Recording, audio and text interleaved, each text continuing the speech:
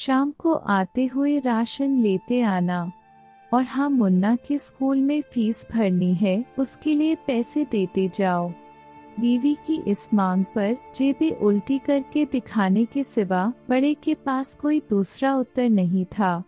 माथे पर चिंता की शिकनों के साथ सवेरे तो बड़ा भाई अपने काम पर निकल गया, लेकिन उस शाम उसने पूरे परिवार के सामने इस आर्थिक संकट को दूर करने के लिए एक प्रस्ताव रखा, क्यों न हम उस प्लॉट को बेच दे जिसे बाबूजी ने लक्ष्मी को शादी में देने के लिए खरीदा था। बेटी को दी हुई चीज वापस नहीं मांगते पाप लगता है। लक्ष्मी का जन्म होते ही घर खुशियों से भर गया था, तभी तुम्हारे बाप ने ये तय कर लिया था कि ये प्लॉट लक्ष्मी का है, जो उसे उसकी शादी में दे दिया जाएगा। माँ ने अपना विरोध जताते हुए कहा, कौन सी बेटी? वो बेटी जो प्रेम विवाह कर घर की इज्जत को खाक में मिला गई और पिताजी की अंतिम यात्रा में भी न शामिल हुई। बड़े ने टॉन्ट मारते हुए कहा, मेरा मुंह मत खुलवा यहाँ। कौन नहीं जानता कि लक्ष्मी को उस दिन गली के नाके से ही लौटा दिया गया था और उससे अपने पिता से आखिरी बार मिलने का हक भी छीन लिया गया था। माँ ने बेटी का पक्ष लेते हुए कहा। माँ के इस वार से दोनों बेटे चुप हो गए। ना बड़ा बेटा कुछ बोल पाया, ना छोटे बेटे के मुंह से कोई शब्द फूटा। थोड़ी देर की शांति के बाद छोटा भाई बोला, प्लॉट बेच तो देंगे, पर क्या लक्ष्मी कागजात पर दस्तखत करेगी?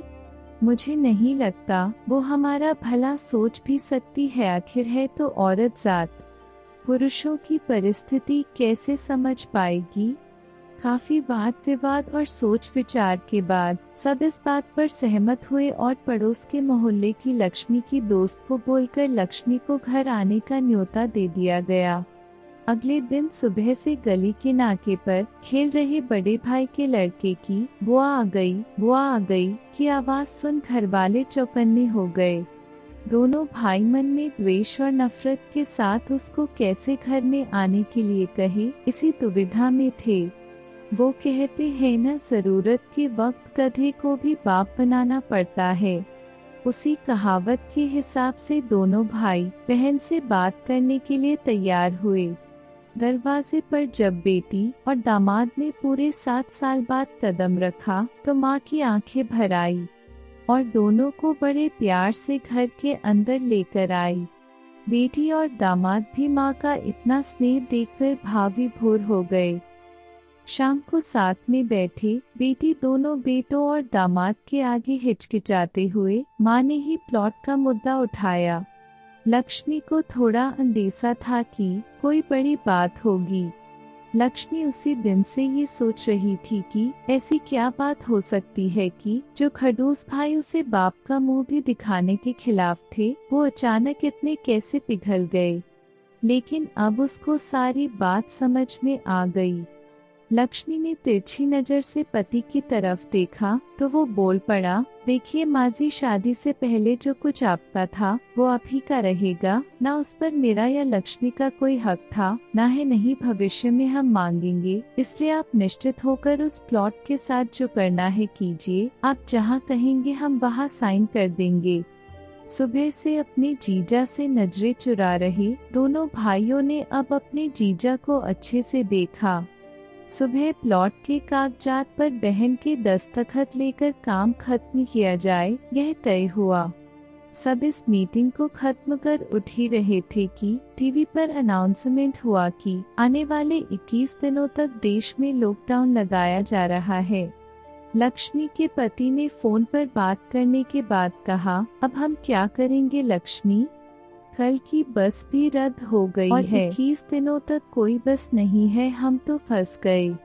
इस खबर से दोनों भाई बहुत निराश हो गए, क्योंकि एक तो उनकी आमदनी कम थी और 2 लोगों का और खाने पीने का बोझा बढ़ गया था। लेकिन माँ अंदर ही अंदर खुश थी, क्योंकि इतने बरसों बाद घर वापस लौटी बेटी इसी बहाने कुछ दिन आराम से उसके साथ रह पाएगी। दोनों भाई छूटक सब्जी और फल बेचा करते थे। कुछ दिनों में ही लॉकडाउन के चलते और कोरोना वायरस के चलते लोगों ने उनसे सब्जियां और फल खरीदने बंद कर दिए। पहले से खराब उनकी आर्थिक स्थिति और ज्यादा खराब होने लगी और वह मन ही मन लक्ष्मी के कदमों को अशुभ मानने लगे। बहन और जीजा जी से उनकी यह हालत छुपी नहीं थी। लक्ष्मी के कहने पर उसके पति ने दोनों भाइयों की सब्जी और फल की रेडियो पर लोहे की रॉड और जालियां फिट कर दी।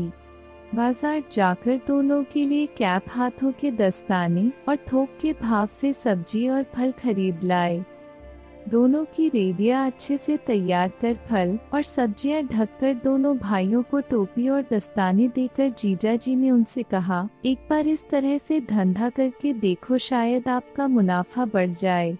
थोड़ी आनाकानी करने के बाद दोनों भाइयों ने जीजा जी के समझाए अनुसार धंधा शुरू किया। 2-3 दिनों बाद ही कोरोना से घबराए लोग अब ढकी हुई फल और सब्जियां और दस्ताने और सेफ्टी का ध्यान रखते बेचने वालों से ही फल और सब्जियां खरीदने लगे। इस तरह समझदार दामाद की वजह से धीरे धीरे दोनों भाइयों का धंधा अच्छा चलने लगा और उनके घर का गल्ला जो पहले खाली हो रहा था अब धीरे धीरे भरने लगा। माँ जैसे अपने मरे हुए पति से मन ही मन संवाद साधने लगी, देखो जी आपकी लक्ष्मी सच में लक्ष्मी है। उसके पांव घर में पड़ते ही घर खुशियों से भर रहा है।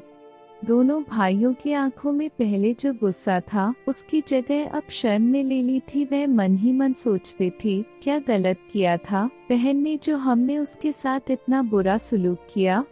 शादी ही तो की थी और शादी करने से पहले हमें बताया भी तो था। हम ही थे जो उसे स्वीकार नहीं कर पाए। दोनों भाइयों के मन में द्वेष और नफरत धीरे धीरे क्वारंटाइन हो गए। 21 दिन बाद जब दीदी और जीजाजी प्लॉट के कागज पर साइन करने जाने लगे तब दोनों भाइयों ने उन्हें रोक लिया और उनकी माफी मांगते हुए वो पेपर्स उन्हें देते हुए बोले, शादी के वक्त हमने आपको कोई तोहफा तो दूर की बात है आपका हक भी नहीं दिया, लेकिन अब इस प्लॉट को स्वीकार कर हमें प्रायश्चित करने का एक मौका दीजिए। सभी के आंखों में खुशी के आंसू आ गए और माँ ऊपर देखकर बोली, देखा आपकी लड़की ने आज फिर हमारा घर खुशियों से भर दिया। अगर ये वीडियो थोड़ी सी भी अच्छी लगे तो प्लीज वीडियो को लाइक कीजिए और चैनल को सब्सक्राइब कर दीजिए। Thank you.